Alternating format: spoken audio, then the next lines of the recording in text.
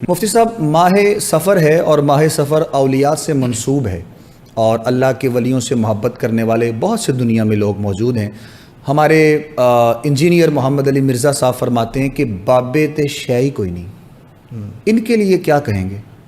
بارگاہ نبوی صلی اللہ علیہ وآلہ وسلم میں یہود علماء اور نصرانی علماء اکٹھے ہوئے، بات کرتے کرتے ان کی بحث ہو گئی اور اونچا اونچا بولنے لگے، کلام کرنے لگے۔ اللہ رب العزت نے سورۃ البقرہ آیت نمبر 113 میں بیان کیا، وقالت الیہود لیست النصارى علی شیء، کہ آگے فرمایا وقالت النصارى لیست الیہود علی شیء، یہود کہنے لگے نصارہ کی بنیاد کسی شے پر نہیں، صحیح، اور نصارہ کہنے لگے یہود کی بنیاد جو ہے کسی شے پر نہیں۔ وَهُمْ يَتْلُونَ الْكِتَابَ، اللہ رب العزت نے فرمایا وہ دونوں کتاب کی تلاوت کرتے ہیں۔ كَذَلِكَ قَالَ الَّذِينَ لَا يَعْلَمُونَ مِثْلَ قَوْلِهِمْ، لائک وائز کچھ ایسے لوگ ہوں گے لا یعلمون، ان کے پاس علم نہیں ہوگا، مثل قولہم، ان جیسی بات کریں گے کہ وہ شے نہیں، یہ شے نہیں،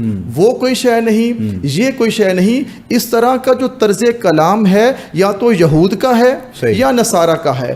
اگر تو آپ یہود کے نقش قدم پر ہیں تو کہیں کہ فلاں بندہ شے نہیں، اگر آپ نصارہ کے نقش قدم پر ہیں، آپ کی لیگسی ہے، آپ کے بڑے نصارہ ہیں، آپ کے بڑے یہودی ہیں، تو پھر آپ کہہ سکتے ہیں کہ وہ شے نہیں اور وہ شے نہیں۔ اگر آپ آقا علیہ السلام کی امتی ہیں، رسول اللہ کے غلام ہیں، تو آپ کا طریقہ کار یہ ہو نہیں سکتا۔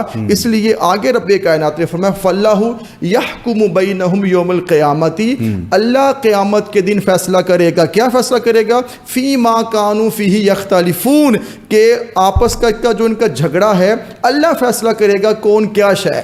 واہ، سبحان اللہ، اللہ بتائے گا کون کیا شے ہے۔ ہم یہاں بیٹھ کے نہیں بتا سکتے کہ فلاں شے کون ہے، فلاں شے کون ہے، بابے کیا شے ہیں کیا نہیں۔ تو اس طرح کا کلام کرنا، اس طرح کی بےہودہ بات کرنا، اس طرح کے کلام کو فروغ دینا کہ بابے شے کوئی نہیں، فلاں شے کوئی نہیں، یہ تو یہودیوں کا طریقہ ہے یا عیسائیوں کا طریقہ ہے۔ اگر آپ یہودی اور عیسائی ہیں تو پھر مجھے آپ سے کوئی اختلاف نہیں۔ موصوف کے تو بہت سے ایسے کلپ ہیں جن میں وہ نازیبہ الفاظ کا استعمال اولیاء کے بارے میں کرتے ہیں۔ میں نے آپ کو ریفرنس دیا ہے قرآن سے، سورۃ البقرہ آیت نمبر 113۔ یہ میں نے کہا وہ بھی یہی کہتے ہیں، وہ بھی یہی کہتے ہیں نا کہ قرآن سے بات کی جائے۔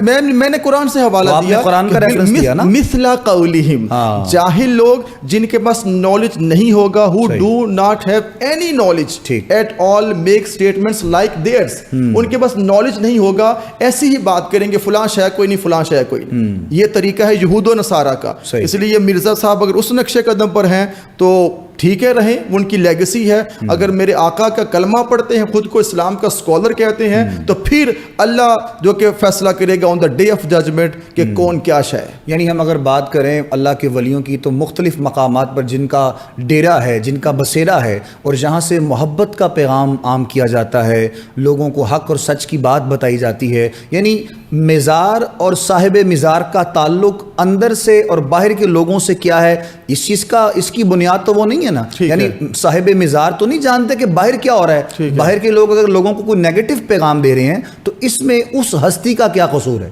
دیکھیں، بات یہ ہے کہ جو مردے ہیں نا وہ بھی ہمارے قدموں کی آہٹ کو سنتے ہیں۔ صحیح ہے۔ جب آپ کہتے ہیں السلام علیکم یا اہل القبور، تو آپ جو بندہ سویا ہوتا ہے اس کو بھی سلام نہیں کرتے۔ یہ بھی قرآن کہتا ہے نہیں، یہ جو ہے السلام علیکم یا اہل القبور کے مردوں کو سلام کرو، اٹ مینس کہ وہ سنتے ہیں۔ وہ کیسے سنتے ہیں؟ اللہ نوز بیٹر، وہ اگلا جہاں کیسا ہے اللہ نوز بیٹر، مگر ہے وہ وہاں پہ حساب و کتاب کا سلسلہ، وہ ہمارے سلام کی آواز سنتے ہیں، قدموں کی آہٹ سنتے ہیں۔ تو میں یہ عرض کرنا چاہتا ہوں کہ ان کی جو زندگی دنیا سے وہ چلے گئے، وہ ان کا اپنا ایک طرز عمل ہے، اللہ ان کو ریوارڈ دے گا جو انہوں نے عمل کیا، مگر ہم یہ ڈیسائیڈ کرنے والے نہیں ہوتے کہ فلاں شے کیا ہے، فلاں شے کیا ہے۔ جس نے زندگی آقا علیہ السلام کے نقش قدم پر گزاری، اللہ اس کو دنیا اور آخرت میں اجر عظیم عطا فرماتا ہے۔ اللہ فرماتا ہے الا ان اولیاء اللہ لا خوف علیہم ولا هم يحزنون، کہ اللہ کے ولیوں کو نہ خوف ہوگا، نہ وہ رنجیدہ ہوں گے، نہ وہ غمگین ہوں گے، انہیں خوف و غم نہیں ہوگا، کیونکہ وہ اللہ کے دوست ہیں۔ تو اللہ نے اپنے دوستوں کا ذکر قرآن میں کیا، اللہ نے ان کو شان دی ہے۔ یہ بے شک، بالکل۔ اچھا، اب بہت سے لوگ چونکہ جو یعنی وہ بھی علم سے دور ہیں، ان کی دوری ہے، جو اگر کسی بھی مزار پہ جاتے ہیں، اللہ والے کی بارگاہ میں جاتے ہیں، تو ان کا جو مانگنے کا طریقہ ہوتا ہے وہ ڈائریکٹ اس انداز میں مانگ رہے ہوتے ہیں، شاید صاحب مزار سے سوال کیا جا رہا ہے. جی. تو ان کے بارے میں بھی کوئی کنسیپٹ ہے جو احباب کے لیے، عوام الناس کے دیکھیں، لیے؟ میں یہ بڑی کیٹیگوریکل بات کرنا چاہوں گا. ایاک نعبد و ایاک نستعین، عبادت صرف اللہ کے لیے صحیح، اور مدد اللہ سے مانگنی ہے. اللہ سے مانگ. یہ بات دو چیزیں بڑی کلیئر ہے. مدد اللہ سے مانگنی ہے اور سجدہ بھی اللہ کو کرنا ہے. جب آپ مزار پہ جاتے ہیں، جہالت کا تعلق نہ اہل سنت کے ساتھ ہے، نہ ہمارے ساتھ ہے، نہ کسی اور کے ساتھ. بالکل صحیح.